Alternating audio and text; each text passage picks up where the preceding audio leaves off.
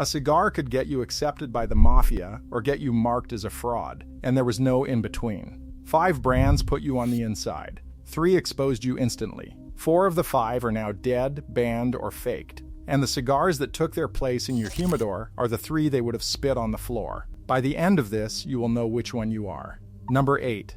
De Nobili. Picture the cigar a mob boss smoked, and your brain shows you something expensive, dark, and Cuban. You have the picture completely wrong. The most feared capo in New York, Carmine Galante, chewed a cheap Italian stogie so harsh that gas stations still sell them today for pocket change. He smoked it so constantly the mob stopped using his name and called him the Cigar. When they shot him dead in 1979, that ugly little stogie was still clenched in his teeth in the photo that ran nationwide. 3 shotgun blasts to the face, and the cigar still did not fall. Here is what stings. You have walked past this brand 100 times and thought it was beneath you. The real Mafia cigar was never the $400 showpiece you have been taught to want. It was the one a killer actually chewed while the showpiece sat behind glass in someone else's shop. Number 7. La Corona.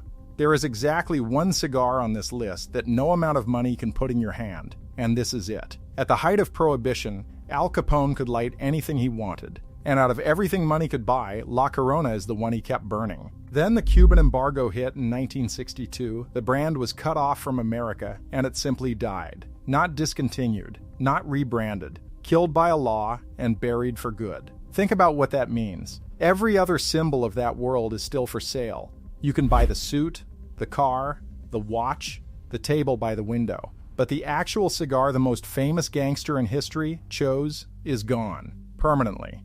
And no checkbook reopens that door. Capone got to smoke it because he was there. You arrived 60 years too late, and late is the one thing money has never been able to fix. The closest you will ever get is a photograph of a man who is also long dead. Number 6. H. Upmann. In 1962, President Kennedy made Cuban cigars illegal for every American in the country, including you. The night before he signed it, he sent his press secretary out to grab 1,200 Upmanns for himself. Sit with that for a second. He used his last hours of legal access to stockpile the one thing he was about to take from you. He made sure his own humidor was full, then locked the door behind him so that yours never could be. You can still buy an H. Upmann today, legally, right off the shelf. But it is not the cigar he hoarded. The one Kennedy wanted and the mob smuggled out of Havana was Cuban, and that one is still banned in this country. What you are allowed to hold is a different cigar made somewhere else, wearing the famous name so you have something to reach for. He kept the real one. You got the version they decided to let you have. Number 5. Cohiba. This is the name every beginner points to when he wants to look connected, which is the exact reason it gives him away. Cohiba was not built for the public. It was created in 1966 for one man, Fidel Castro, handed out only as a personal gift. Impossible to buy at any price no matter who you were. So how did it ever reach American hands? The same mob channels that smuggled narcotics out of Havana started smuggling cohibas in.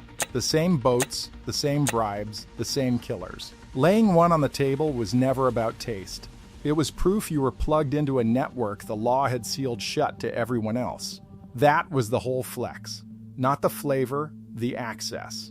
The guy paying a fortune to look refined is holding the one cigar with a body count attached to it. And access was something you either had wired into your life or you did not. And no cigar shop on earth has ever sold it. Number 4. Romeo y Julieta. This was the closest thing the Mafia had to a flagship, and it belonged to Lucky Luciano, the man every other boss in America answered to. Here is the part that should bother you. When the government threw Luciano out of the country, his used humidors went to auction, and grown men paid real money just to own cigars he had already handled. Not to smoke them, to own them. A dead man's leftover cigars, behind glass, worth more than anything you will ever light. Now picture that against your own life. Think about every cigar you have ever finished. You dropped the band in an ashtray and forgot it existed by morning. The ones Luciano touched got locked behind glass like a saint's bones. That is the exact distance between his world and yours. A cigar in his hand became a relic. The same cigar in yours becomes garbage by the end of the night. That covers the cigars that bought a man respect. But respect cuts both ways. These same men looked at 3 more brands and saw a fraud the instant they were lit, and the odds you own at least one of them are not in your favor. Number 3. Swisher Sweets. For a lot of guys, this is where it started. The sweet little gas station cigar you grabbed at 16 because it was cheap and it was there. And that is exactly why it would never survive a table full of these men. Swisher Sweets is a machine made by the millions, soaked in artificial flavor, built to be grabbed on impulse next to the lottery tickets. These men ran cities, and you are puffing something built to be sold next to beef jerky and energy shots. Everything the Mafia put its name near was about control, scarcity, and being the man others copied. This is the opposite of all of it. Anyone with $2 walks out with 1, so there is nothing to prove and nothing to envy. A cigar that tastes like candy and lives by the register never belonged in that world. If you still reach for these, you are not smoking their life. You are smoking the one they clawed their way out of. Number 2. Macanudo. Here is the uncomfortable one, because there is a real chance this is sitting in your humidor right now. Macanudo became the best-selling premium cigar in America for a single reason. It is mild, smooth, and offends absolutely nobody. That is not a compliment. The exact thing every cigar shop praises it for is what would have gotten you laughed out of that room. It was built in 1971, after the mob's golden age was already buried. Designed as the cigar you hand a nervous beginner who is scared of actual flavor. Every brand these men chose carried weight, history, and a little bit of threat. This one was engineered to carry none. It is what a man smokes when he wants to look like he belongs without ever once being tested.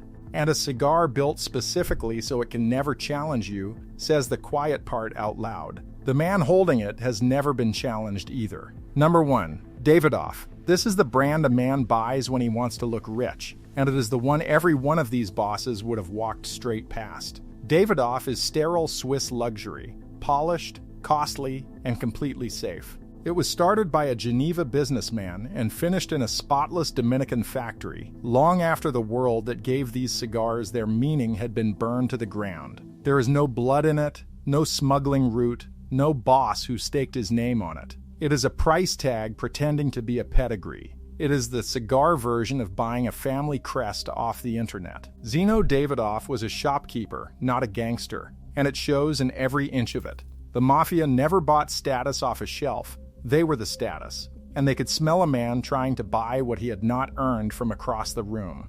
A Davidoff proves you can afford the table. It says nothing about whether these men would have let you sit at it. The Mafia judged every man by the band in his hand, and were never once wrong. So before you go, put your everyday cigar in the comments. Half of you are about to find out you have been smoking the evidence the whole time.